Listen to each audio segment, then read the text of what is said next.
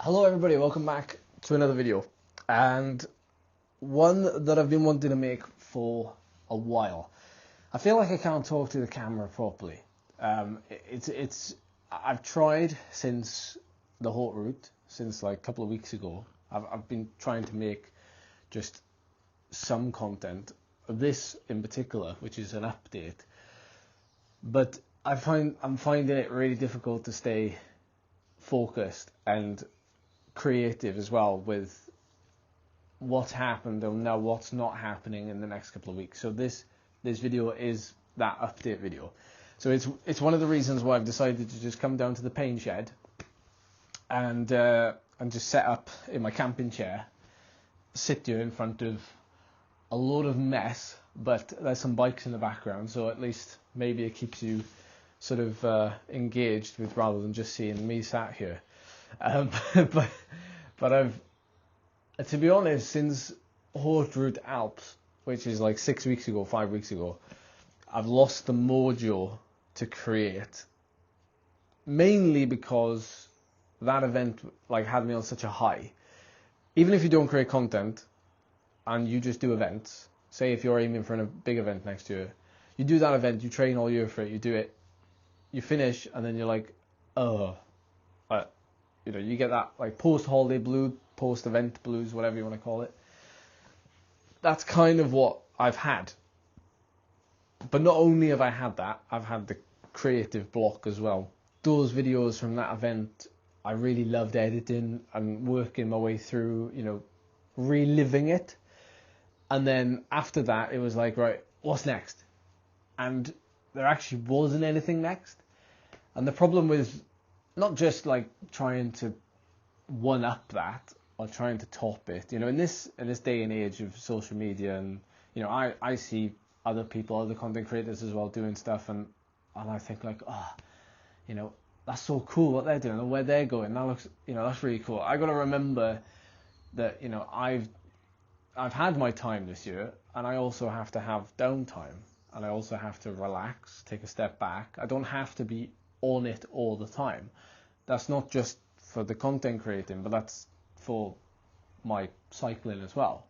We can be very guilty, myself included, of just keeping on going. And even when a natural break comes, like, you get that little bit of like, oh, I'm not really motivated now. Maybe now's a good time for a break. Sometimes it's really good to listen to it. Having said that, not always motivated to go out and ride and train. I'm also not always motivated to create content, but it's important that you just try and do it anyway. So this is me just doing it anyway. But after the Haute Route, so not only did I have post-event blues and post-editing content blues, I also got quite ill after it for 2.5 weeks. I had quite a bad chest, quite a bad cough, and usually it doesn't take me that long to get over something, but the cough in particular took me a while to get over initially, along with feeling like really tired and joint aches and things like that. But it also probably didn't help that about 2 weeks after the Haute Route, but I was still ill technically, or maybe I thought I was I was on the upward trend, but I wasn't completely 100%. I was maybe at 85%. I flew out to Marseille, drove an hour, and I stayed in Bedouin at the bottom of Mont Ventoux for a couple of nights, and I was helping out. I was guiding. I was taking a group of riders out in the area for a couple of days. And although the riding wasn't particularly hard, and we weren't out for crazy hours, just the fact that I was, my heart rate was up, and I was riding, and I was just doing some kind of exercise, it kind of helped, but it also irritated my chest as well. And I think that prolongs my recovery. So I didn't really train properly for, 2.5, 3 weeks. And then I thought, right, I better get back to it, because I was starting to get a little bit fluffy, and so I got back on the bike. I've been in the gym frequently ever since Haute Route, actually. That's probably the one thing that has become a consistent part of my life over the last couple of weeks. You know, for the better. I think I've almost lent on it, not too much, but you know, I've been like, oh, I'm taking a break from training a bit, you know, and I wonder, you know, if I could put a bit more emphasis on the gym work, then, you know, where that'll lead if I really dedicate myself to it over the winter. Over the past few winters, I've dabbled in it, you know, but I've been very hit and miss. Whereas this winter, you know, I'm in a groove now. It's very easy when you find that groove to stay in it. Like that crack in the road when you're riding along and you try to avoid it, your tire gets stuck in it, and then once you're in it, you're in that groove. It's really hard to get out of it. So I've been going like twice a week, sometimes 3 times a week, but generally twice a week to the gym. I've been gradually increasing my weight, but it's all like free weight stuff. I haven't really been using barbells. It's mainly dumbbells going up to about 20 kilos. Aside from that, the hill climbing for me has taken a back seat this year. And there's a couple of reasons for it. I mean, well, first and foremost, I was ill after Haute Route. So that would have already taken me to the middle, to like the 3rd week of September. And for those of you that don't know, the British Hill Climb season tends to be 1st of September to like 31st of October. So I was ill, so I would have missed the first 3 weeks anyway.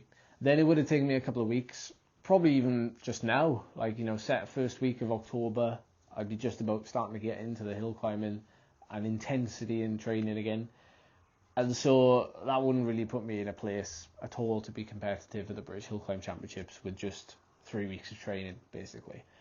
The other reason, of course, is that the events I've done this year that I've put my most focus on have been the Étape de Tours and the Haute Route Alps, both of which are so far from, you know, the 2-minute max effort that you'd expect the winner to be doing to win the British Hill Climb Championships. You know, so far from removed. So if I was to even try and be competitive, I would, for someone of my physiology, I would need to dedicate the whole season to changing that to be very, very strong over a 2-minute effort, or at the very least, you know, 3 months, 4 months of dedicated training.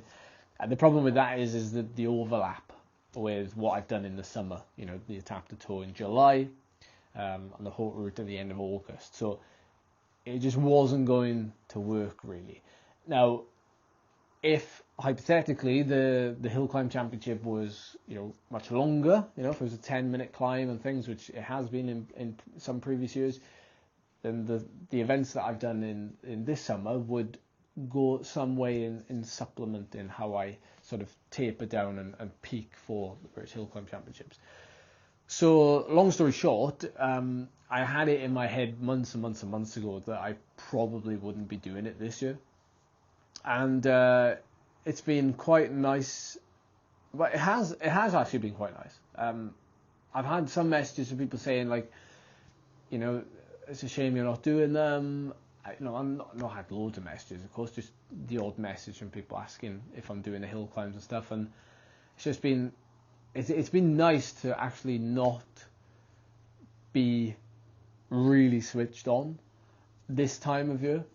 The more I sit back now, just the general preparation to build up to that one event, or even through the British Hill Climb season, it takes its toll. And if you've had a long season as it is, like if you've been competitive all the way through the year, and of course, you know, my season, well, I don't even know if it actually ends, or if it even has a starting point, because once I stop in October from doing the hill climbs, I pretty much go into indoor racing, Zwift, whatever, you know, until March, April, and then I'm straight into basically going back outdoors into those kind of Grand Fondos and challenges and things. So it's been nice to have that little bit of a break because I think it was needed. Now that I sit back and I see it from this perspective, I think it was needed. This is why I kind of wanted to make this video, to provide a little bit of context as to why maybe you haven't seen as much of me doing any kind of hard efforts, you know, like segments or whatever outdoors, or doing the hill climbs, or, you know, if you haven't seen me racing yet on Zwift, because, you know, I obviously do the live streams that are really popular over the winter. You know, that'll start soon. You know, maybe 3 or 4 weeks I'll start doing that. November time. I actually want to upgrade my setup, my PC, because for a long period of time we've had people commenting on some of those live streams saying, oh, there's a lot of lag, there's a lot of, like, you know, stuff like that. So I would rather a smoother setup, and I think it's time to upgrade. And especially now that we're in this space, I can really do what I want and really make it what I want it to be, and, you know, streamline it as well, make those live streams really good, take it up a level. So there's lots of plans for, you know, what's to come. I just think that this little downtime that I've had has been very important to me, and to Charlie too as well. I think it's just been very important to have, and it's come at a natural time. And I would encourage any of you, if you're feeling burnt out, if you feel like you know, you've had a long year, it doesn't have to be cycling related. It's just in general, you know, cycling is just another thing on top of what we all do, you know, to bring on the bacon. You don't have to stop completely, of course. You know, something I always do during this time of year is I like to go out and ride with people who I don't normally ride with, or, you know, or I do normally ride with, but not as often. And so, you know, once or twice a week, I'll go out riding with people rather than just riding on my own. You know, just to kind of mix it up and to relax a little bit. Yeah, I think it's really important. I think you do, you know, your big event, you train all year for it, and then, you know, you really find it hard to have some downtime after it. And I think being prepared, you can't always be prepared for that downtime, because you know you're going to lose fitness, you know you might, you know, become a little bit fluffy, and it might make you feel, you know, not great, but it's got to be part of it. You know, you've got to take the rough with the smooth. You've got to take, you know, the natural recovery periods if you need them. You also have forced recovery periods. And I know it's going to be hard to get back into it, but, you know, every year, and I've been doing this for 15 years, every year I know it gets easier to get back into it, because muscle memory is a thing. Your body remembers, it never forgets. You can just get back into it. And if you're going to take some downtime, if you're going to rest, just chill out. Do something like what I've been doing, like putting up shelves. And, oh, you can't see it, but you can see some medals there. Some participation medals from Marmot and Tap to Toe and UCI Time Trial and Kill the Hill and Ventoux. Fill your time with doing something that will make you smile every time you look at it. There we go. That's a nice way to end. Thank you so much for watching, everybody. I'll see you in another video very soon.